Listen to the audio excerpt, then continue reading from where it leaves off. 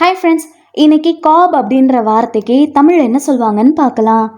காப் காப் இந்த வார்த்தைக்கு தமிழ் என்ன சொல்லுவாங்கன்னா மக்காச்சோளம், சோளப்பொரி, சிறிய பொரி.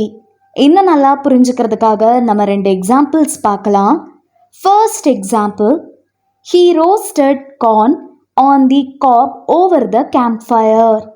முகாந்திரம் முளை சோளத்தை முகாம் நெருப்பில் வறுத்தார். Second example, corn on the cob is a popular summer treat. முகாந்திரம் முளை சோளம் கோடைக்கால பிரியா விடையாகும்.